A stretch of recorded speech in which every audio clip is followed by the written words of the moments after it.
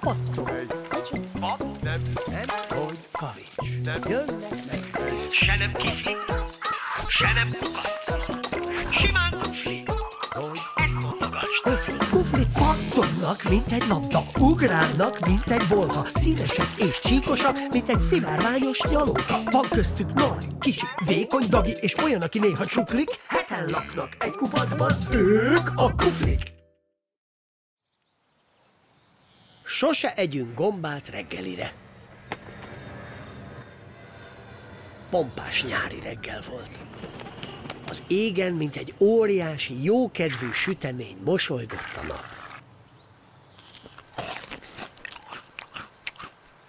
Erről a kufliknak rögtön eszükbe is jutott, hogy mennyire éhesek. Nincs itt valahol egy büfé? Kérdezte Zödön álmos hangon. Ez egy elhagyatott rét. Emlékeztette Fityirc. Magunknak kell ennivalót keresnünk. Elmegyek gombát szedni. Ugrott fel Pofánka. A többieknek azonnal megtetszett az ötlet. Mindannyian szívesebben pihentek még egy keveset a langyos napsütésben, semhogy a réten csatangoljanak föl alá, és gombákat keresgéljenek a harmatos fűben. Kiváló gombászó idő volt. Se nem túl felhős, se nem túl napsütéses. Nem is füllett, de nem is túl szeles. Nyírkosnak sem nyírkos, de nem is szárazabb a kelleténél. Egy szóval, jó idő volt, na. Alig ugrándozott egy keveset, Pofánka már is észrevett a fűben néhány gyönyörű, színes kalapú gombát. Jaj, de jó! Kiáltott boldogan, és már nyúlt is volna az egyikért, hogy leszedje. Vigyázz velem! Szólalt meg ekkor a gomba. Varázsgomba vagyok. Ha eszel belőlem, mókus alakú léggömbé változol. Nem hiszem, mondta Pofánka. Próbáld ki! Vonta meg vállát a gomba. A gombáknak nincs is válluk, gondolta Pofánka, azzal beleharapott a gomba kalapjába.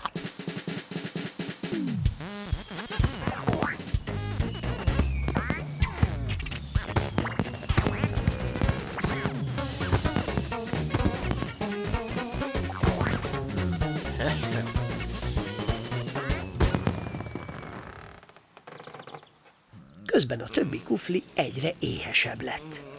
Hol lehet Pofánka? Kérdezgették egymást aggodalmasan. Megnézem, nem történt-e vele valami baj? Mondta végül Titus. És így is tett. Igen ám, de hasztalan ugrált fel alá az elhagyatott réten Pofánkát, nem találta sehol. Szia! Nem láttál errefelé egy gombászó kuflilányt? Kérdezte egy rét felett lebegő, hatalmas piros mókustól. Én vagyok az! Válaszolta a mókus. Egyáltalán nem vagy vicces, mondta bosszúsan Titus. Nem tréfál, tényleg ő az? Szólalt meg ekkor egy gomba a fű közül. Evett a kalapomból, ezért változott léggömbé. Hamarosan visszaváltozik, legyintett a gomba könnyedén. Csak egészen keveset evett belőlem. Úgy látszik, más reggeli után kell néznünk, állapította meg Titus szomorúan. Megfogta hát a léggömb zsinórját, és tovább ugrándozott a harmatos fűben.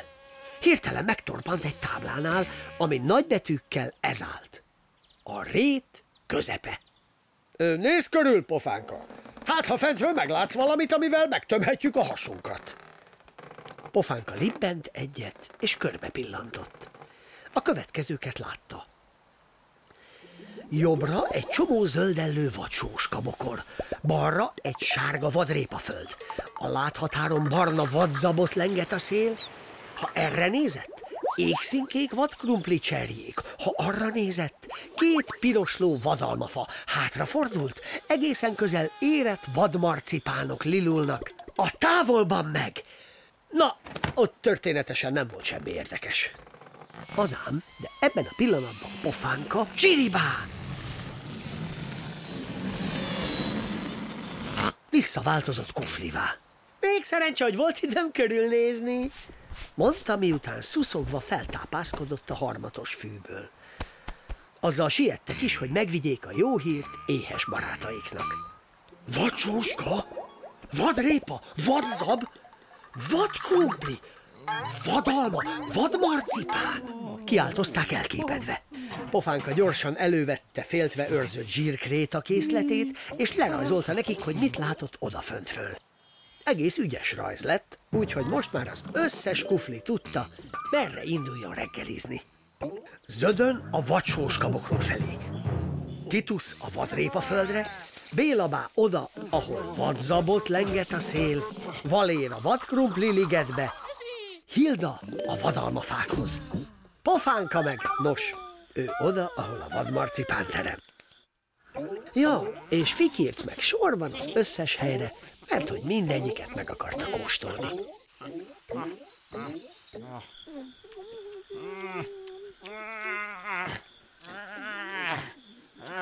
Az összes kufli talált hát valami fogára valót.